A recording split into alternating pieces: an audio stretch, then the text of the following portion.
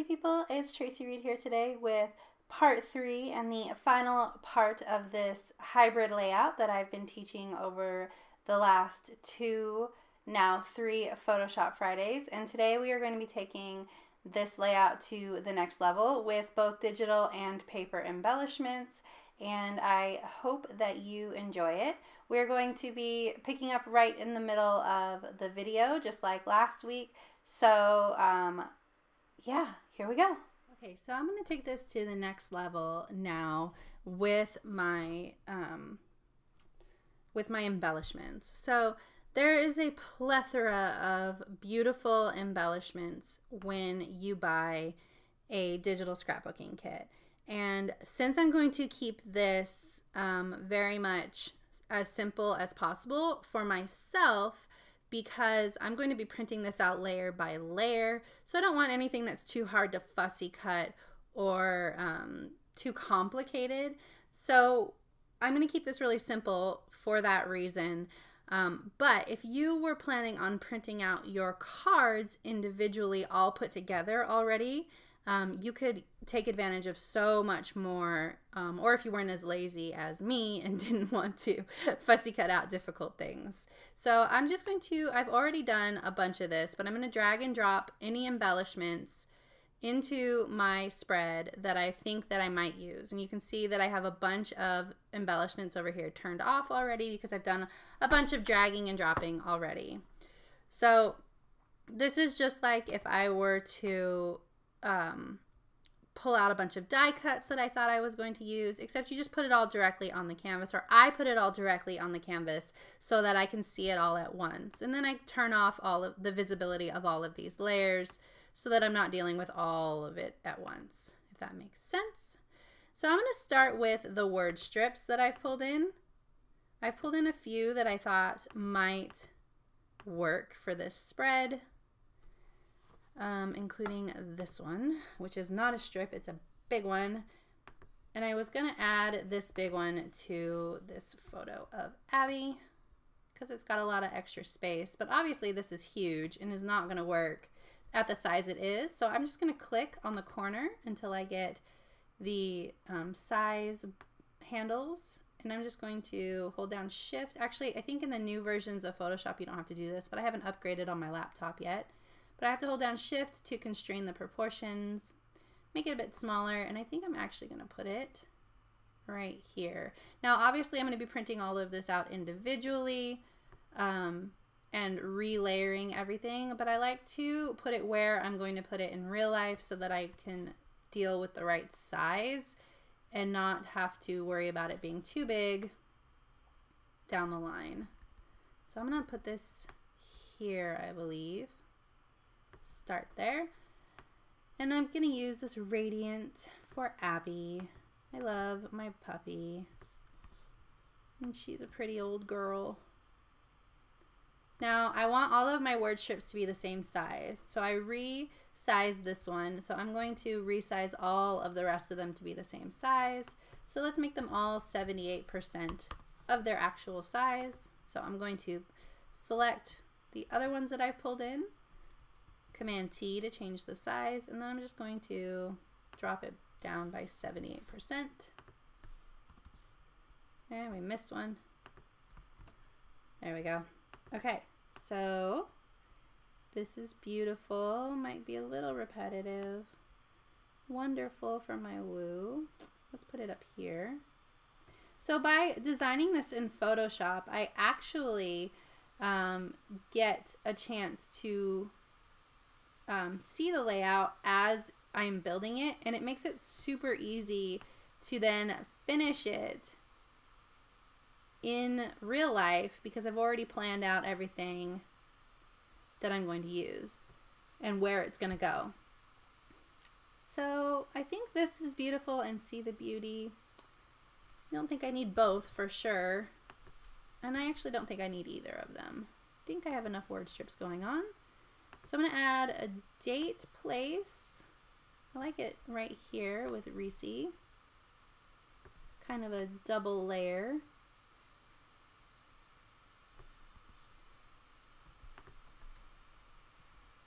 So I'm going to make it a little bit smaller. Actually, I'm going to make it a little bit bigger. I need to make sure that I leave enough room to add the date, but I don't want it to be too big. So I can add the date here, or I can move it up and add it here. I think I'm going to put it here on the bottom. Okay. Let's turn on the next layer. So this is a layering piece that I thought might look good underneath Reese, but it's going to need to be a lot smaller. Let's drag it underneath in the layers palette so that it's where it needs to be. Okay. So what if I made it a lot smaller? See, I can't make it too small because then it becomes too small for that background. I think I will print it and see if I can make it work once everything's not centered. If not, no big deal. Just make sure it's sized appropriately first.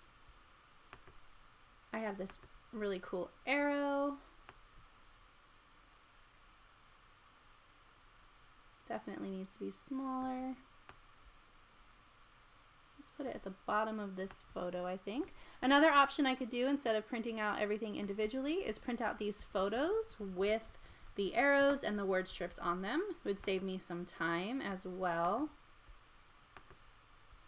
Oh, I liked the idea of this, but it's not an actual 3x4 size, and I don't think I want to cover up any of these photos anyway.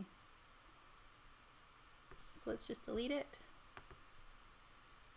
Beauty surrounds you. I don't think I need any more words. I do like this though. I think that might be easier to cut out than, well, no, actually, this is all one piece, so that might be easier to cut out. But I like it. So what if we made it small?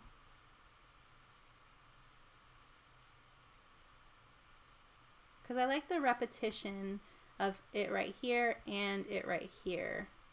So let's just put it here.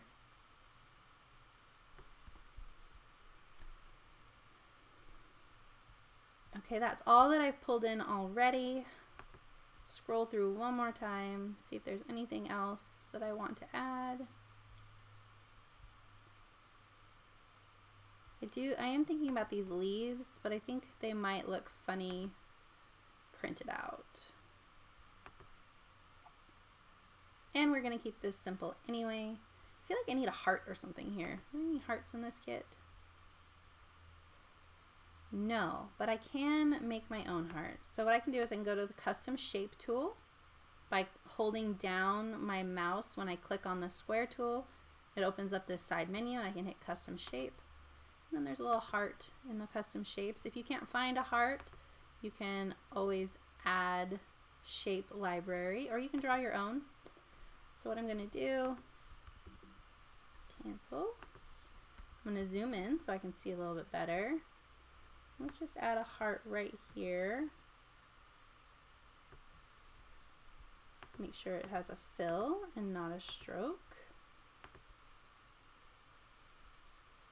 And I'm going to take the direct selection tool. Here it is. Direct selection tool. And I'm just going to take this point and I'm going to drag it down so it's a little bit deeper of a heart. And I want it to be a good color for this, so I'm going to make it this orangey. Well, see, that's the same color as Reese. That's not going to work. So what about the teal? The other option is I can drag a paper in. Let's do this blue. And clip it. I'm going to resize it so that I can see more of the pattern. Oops, that's rotating, not resizing. There we go. Cute. I think I'm going to add a couple of these. I think I want one here as well. Maybe underneath this golden hour word strip, so a little bit bigger. Let's put it underneath. Yep, that's cute. So we need a color for this one. Let's let's make this one the orange since it's talking about golden hour. And again, I'm going to resize. Okay. I think we probably need 3 hearts because I always need 3 of everything. So let's do one more. And we'll put this one,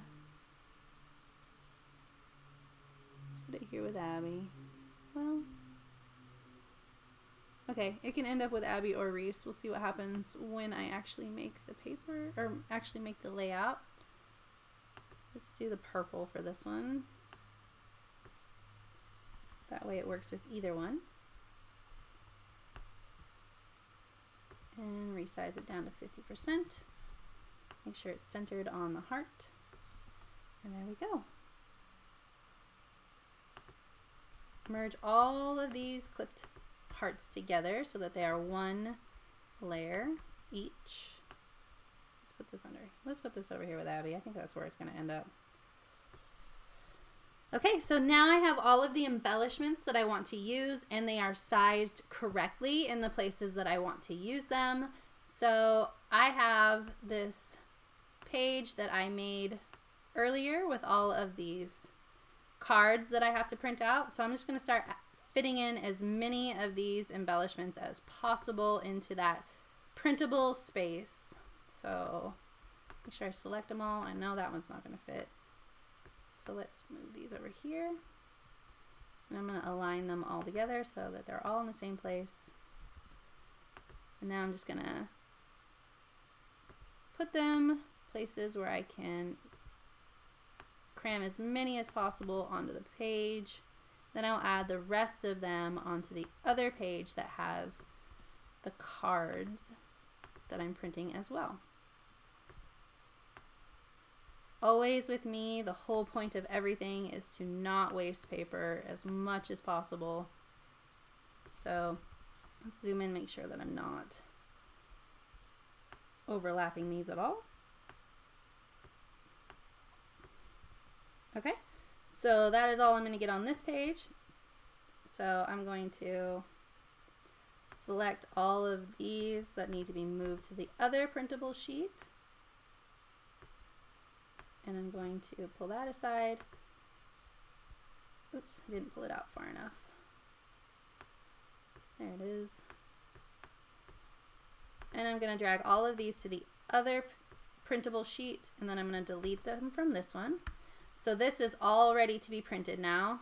Let's finish arranging this one to print.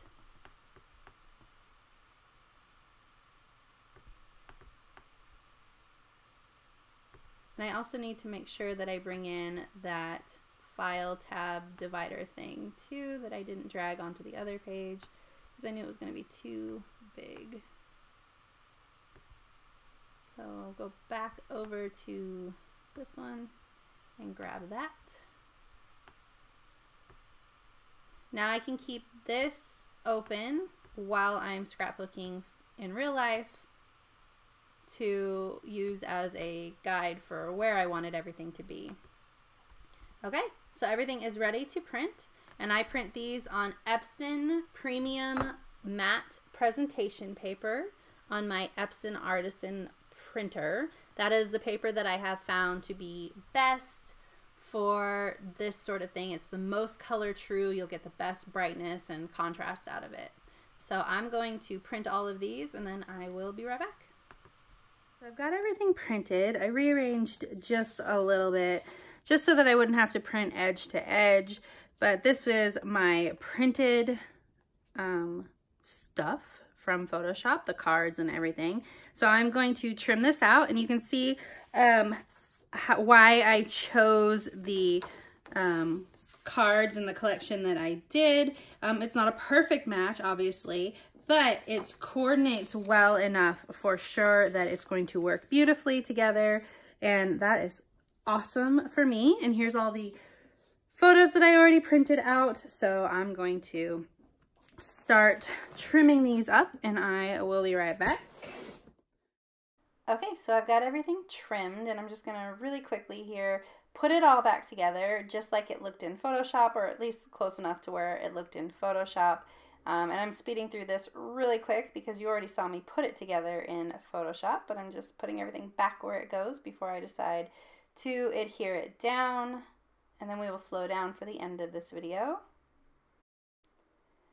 Zoom in a little bit here so we can see. And now I'm just going to start using my my glue and all of that to put this down exactly where it was in Photoshop. But I do have to make some adjustments, and I also want to add a little bit of wonkiness to this whole thing. So the 4x6 cards are going to be offset. They're not going to be perfectly centered and aligned like they were in Photoshop. But I do mess this one up a little bit. I move Reese too far over to the left-hand side of this card, and so I end up having to move him because that wonderful word strip is going to cover up his face a little bit. I think that this photo was a little bit more zoomed in the way that I printed it originally than the way that I had it in Photoshop. So yeah, I didn't like the way that it was covering up his head a little bit. So I'm going to pull this all apart, no big deal. It is a little bit harder to pull apart printed papers than it is to pull apart papers that you would get from a scrapbooking company, because the paper is a little bit more absorbent, a little bit different. So you do get some ripping and tearing, but it's normally, you know, exactly where you're going to put stuff back anyway, so no big deal.